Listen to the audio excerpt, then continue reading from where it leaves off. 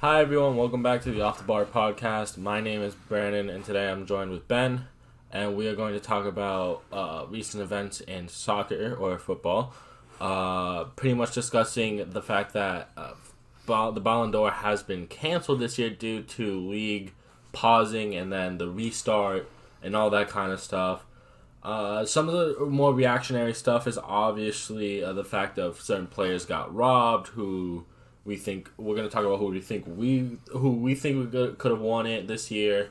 Definitely going to try to talk about the different aspects of what these implications are for this Ballon d'Or. Why we think if there's going to be enough uproar, then this decision might overturn. So let's just jump right into it. So really quickly. I had no idea. I guess since it's a French name, and I didn't think, but I didn't realize France is France said that the France Football Association announces that the Ballon d'Or will be canceled. I had no idea it was from France. That's first off, so that's my bad. Second off, I think we just go into who got snubbed, who think we got snubbed. I think the obvious choice for both of us is Lewandowski. Yeah. 50 goals, 51 goals in all competitions. He has already won 2 trophies. Looks prime. It looks in a prime position to make a run in the Champions League. Yeah. If you were Lewandowski, what would be your initial reactions? This is some BS. I mean, look, he's always been overlooked just because he's been a proven goal scorer. Right. And he's been in the era where Messi and Ronaldo have been battling it out for the Ballon d'Or, and we've only seen one change, and that was Modric. Right. I mean, even before that, they had Fabio Cannavaro, but that was all the way back in, 06 World Cup. So right. The last one that wasn't Messi or Ronaldo it's been many years. Yeah. So, for him, I'd be very upset. I mean, I think genuinely... Because he looked, not in prime position, but if they go on and win the UCL, he has a big case of saying, yeah, I should be able to win this year. Because it's not like he plays in the French league, which is just a total farmers league for PSG. He plays in the Bundesliga, which isn't the best. I think it's a very competitive league. There's at least 4, 5, 6 teams that always compete for at least a Champions League spot. Yeah, I was going to say, there's no team that competes for a title. No. Bayern's, for sure, but I'm saying Champions League spots after number 1. Lewandowski definitely, I believe, was robbed, and another, one of his compatriots, or former compatriots, Frank Ribery, I think honestly feels the same way. Oh my god. Probably feels... No. Why? How would you make that joke? It's because it's true. Oh my god. Ribery got robbed in 2013. He got robbed this year, didn't he? What? He got robbed this year, and that's why he's not playing in Fiorentina. No, he's playing in Fiorentina. I know, but that's why he's probably leaving. He got robbed this year. Oh. That's why I was laughing. I wasn't able to tell you that. Jesus, your mind went into a different direction. You went into the same direction. No, I was talking about him getting snubbed for the Ballon d'Or in 2013. Oh, my bad. Not actually physically getting robbed. And he has come out and said that he doesn't that he's still for this team. So I'm just saying. It's just I know it's weird. And I definitely understand why.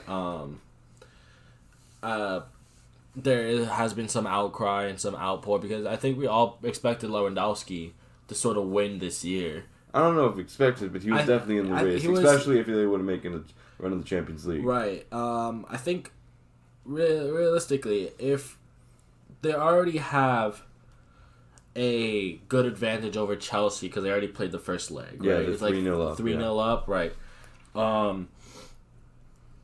Obviously, they play and they're in the much harder group compared to, let's say, a PSG who have to play Leipzig or Atalanta right after the round of 16. Right. Yes, he would have to play a Man City, Real Madrid, a Barcelona, one of those difficult teams, a Juventus. I think it's just safe to say that, Bayern, looking at Bayern's form and looking at how they played, especially coming back and winning the title when it looked like, it could have been a race between Dortmund and Leipzig early on for the title, and Bayern sitting in 7th. They looked like they had pretty hot form, and their players for sure looked like they were ready to try to compete not only domestically but also in the Champions League. I think I'm going to throw out a couple different names that could have won it, and you're going to tell me yes or no. First off, I think we have to go with the current holder of the Ballon d'Or, Messi. In all competitions, he has 30 goals and 26 assists. I think that's incredible. He also is the first player to get 20 goals and 20 assists in right. the Liga, which is another competitive league. Right.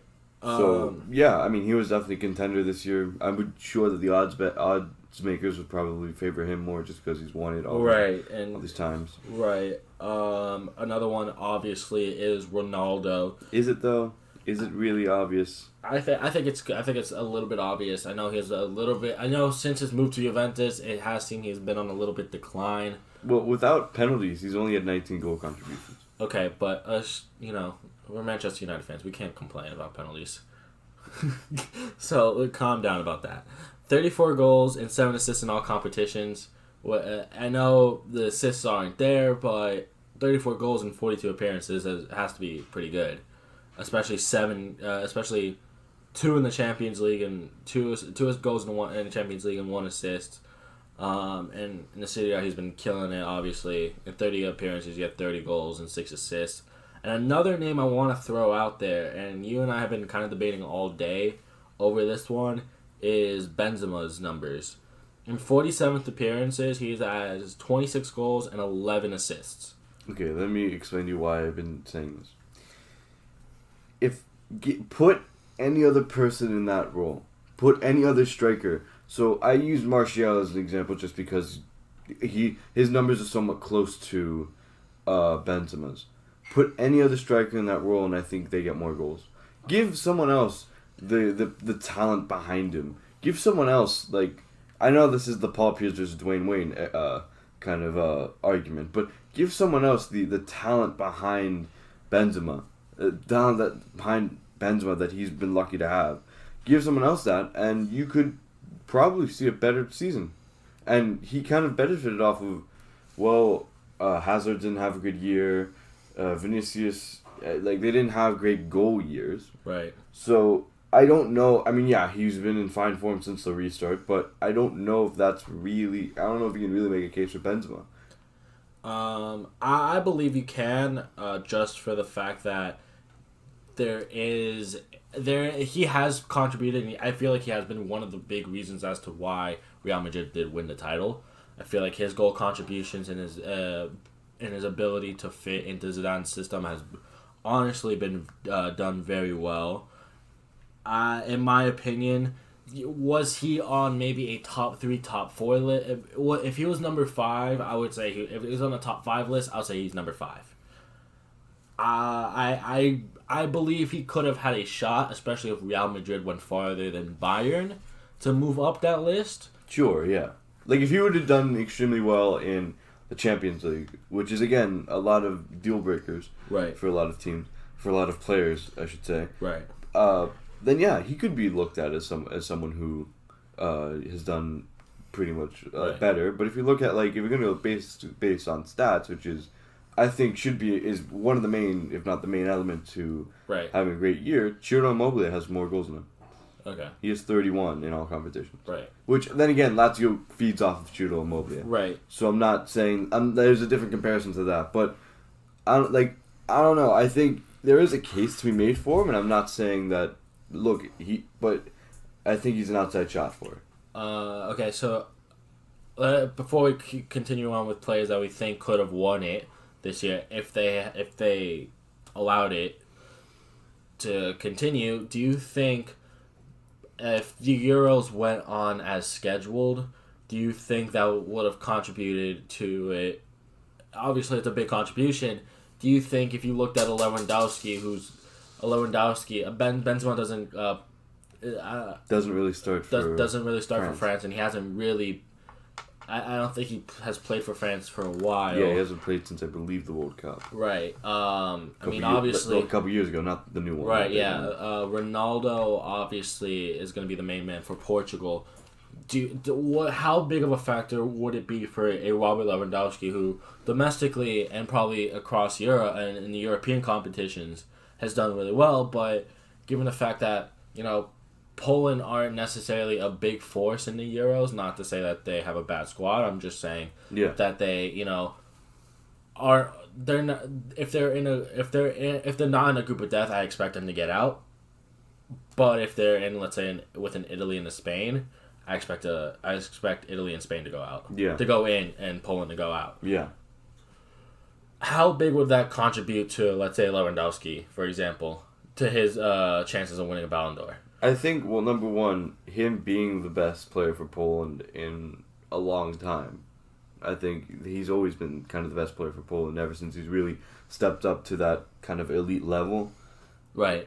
So there's that. And I think also you have to look at the fact of they are a pretty good team, Poland. If they get out of the round of 16, it'll always be a hard game. Right. So, if he scores 3 goals in the Euros, does it make a difference? No, I definitely think he's going to be Poland's main goal scorer. Yeah. For sure, because I can't really think of Poland's national team off the top of my head. Wojciech Szczesny, I think, isn't he Polish? Yeah. So, the other player I know is Blaszczykowski, and I don't think he plays anymore. Yeah, I think he retired. Yeah, or is playing in some lower league. I don't know. I haven't really followed. But given the fact that Poland weren't going to be, I think, a target to get out of a group of death or maybe go farther in the league, farther in the competition, like a semifinal or a final, maybe that could have hurt Lewandowski's chances. However, I do feel like domestically and club-wise, I think has a good resume and could back it up to win it. I'm going to throw out a couple more names at you before we end off here. Kevin De Bruyne, for Man City, has had in 44 appearances, 13 goals and 21 assists. Yeah, he's had an incredible year. Midfielders really, besides attackers, they really don't get a lot of love when it comes to ranking and when it comes to really Ballon d'Or ever having really a chance. So right. I think he's had an incredible year. If Man City go on and win the Champions League, yeah, I could see him especially if he's one of the main focal points behind them winning the Champions League. Yeah. Right. Again, this is if the Ballon d'Or does get reinstated for this year, which maybe might happen, maybe not. I think at this point it's a moot point. I think the next person I do want to bring up, and I think Ben and I are going to have a little bit of bias towards, is Bruno Fernandes. Yes, he has had half seasons in different leagues. Obviously, the first half of the season playing for Sporting, and then in the second half playing for Man United. In 46 appearances in all competitions between the two clubs, 24 goals, 22 assists. What do you make of that? I think the last person to win the Ballon d'Or while playing in Portugal was Eusebio, and that was a long time ago. Right. So I think the last one to play in a midfielder role was probably a Ronaldinho. Yeah. So Modric. I'm sorry. Yeah, sorry. Modric. Yeah. But I mean, look. I think if he would have gone to United in the beginning of the season and had the same production he's had, he's a genuine shout for it. Okay. I think if he takes us into next season and he's playing incredibly well next season, right. and in the Champions League they make a run if they make the Champions League, if they do that and if they win maybe the FA Cup, or I don't think they'll challenge next year, but I think if they win a cup or something along the way, I think he can be in it. I think now let's throw it back to the Euros. Because Portugal is obviously a big, heavy team in the Euros and will definitely make an impact in that competition. Right, obviously. And now I think, honestly, that from last competition to this competition, I feel like they have a bit of a better squad, more youth and more veteran presence. I feel like definitely have more depth. If he did well in the Euros, would that help him increase his stock? Yeah, but I think it's more so if De Bruyne did well in the Euros. Right. I think if you're going to talk about Bruno Fernandes, he had a really great season. He's had a really great season for both Sporting and Manchester United. Right. But, I mean, it's too much, I think, to ask of kind of the voters to say, yeah, he's had a great year, sure. Right. But he was playing in a league that isn't considered a top 5 league. He moves to Man United, has an incredible season, but it's only for half a year. Right. If he goes on to the Euros, which if the Euros would have played, if he goes into the Euros, has a Modric type Euros, which I mean like Modric in the World Cup or Cannavaro in the World Cup, because Cannavaro won it because he was one of the best defenders in the world and he won the World Cup. Right. You know, I think Neuer was in the conversation when Germany won the World Cup because he had a great World Cup. Right. So yeah, I think it could definitely impact the voting as well, but I don't really see it, especially with Bruno Fernandes. As much as he's been incredibly well, I think he has 9 goals and 8 assists in all competitions for United, which is incredible. Yeah. So I think if someone like a De Bruyne would have a great Euros, I think he can be definitely looked at, but I don't really see Bruno Fernandes, especially when the focal point of that Portugal team is going to be Ronaldo. Right. Last person I'm going to throw it to you is Kylian Mbappe. Now, I know you have your reservations because Ligue 1 isn't as competitive as, let's say, Italy or Germany. It's certainly not the Premier League. But given that the fact that PSG could make a good run in the Champions League, and given the fact that he has played well in Ligue 1 and in all competitions, having 30 goals and 17 assists while adding in 33 appearances, while in the Champions League 7 appearances with 5 goals and 5 assists, does he start getting into that conversation a little bit more often? I think he was in that conversation last year.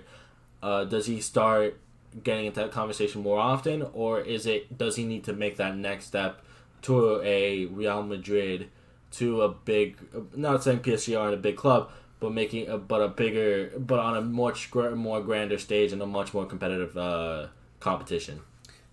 First of all, let's get one thing clear, and I'm going to say this. I don't think they have as easy as a run as a lot of people think they are, but we're going to talk about that later in the UCL predictions. Right. Do I think he should be in the conversation? Yeah, he's had a great season. He's had 30 goals.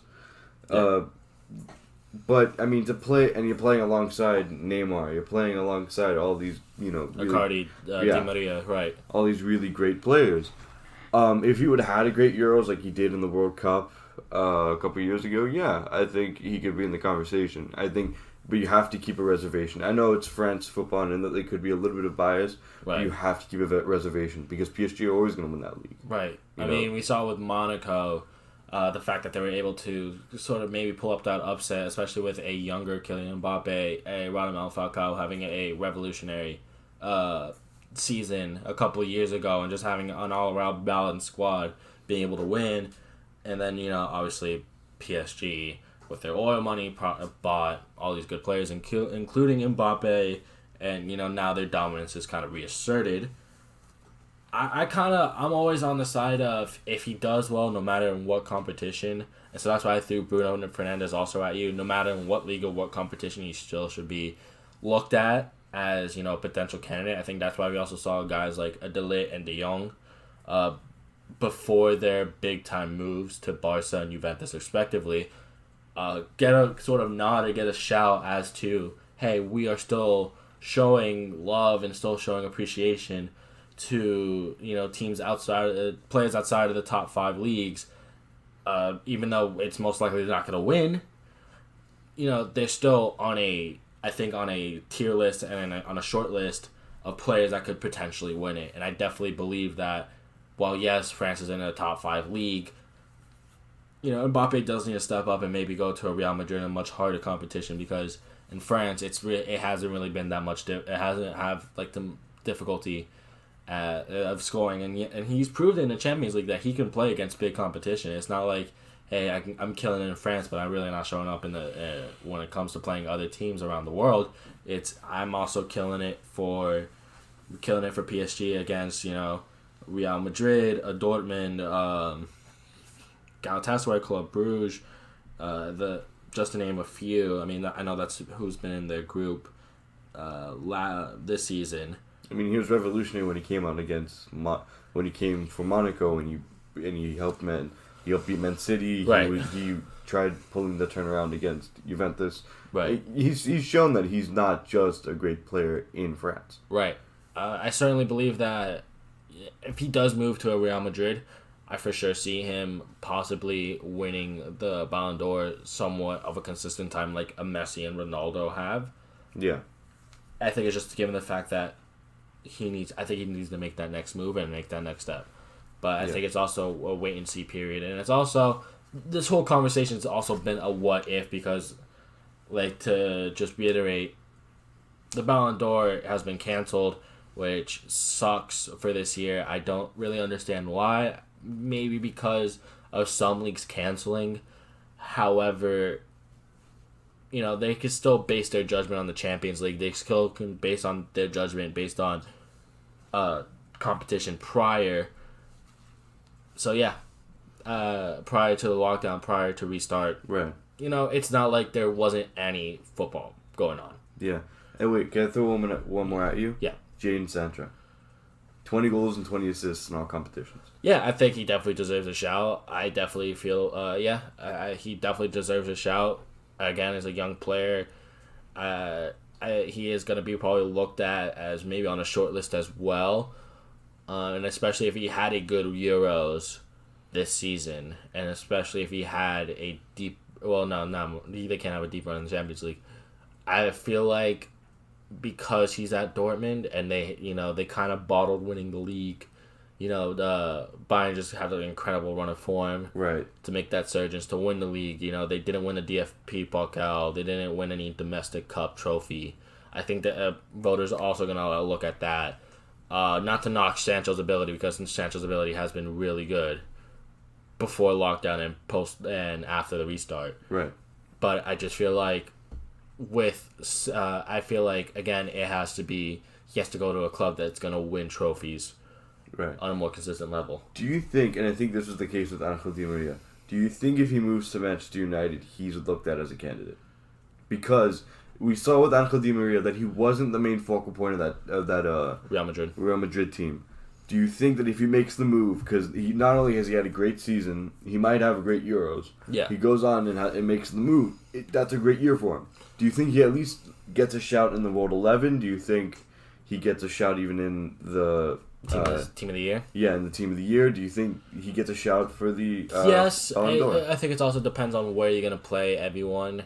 Because, again, Messi's always going to take up that spot for a right winger or center forward position. Even though we've seen Sancho play in a cam and a left mid role, I think his preferred position's been off the right. So maybe in a World 11, or right now maybe in a World 11 or a Team of this Year, isn't there. I think it's definitely up to when Messi and Ronaldo retire to allow some of these guys to start winning it more consistently. I definitely feel, though, that he will definitely be in that conversation. The same thing with a lot of players that aren't winning or on the cusp of being in that conversation just because of certain players. And I feel like, again, it's certain biases of marketability by the voters of those two. But I also feel like it's also down to where they're playing and what team they're playing for, and if they're constantly doing well while also winning trophies. Right.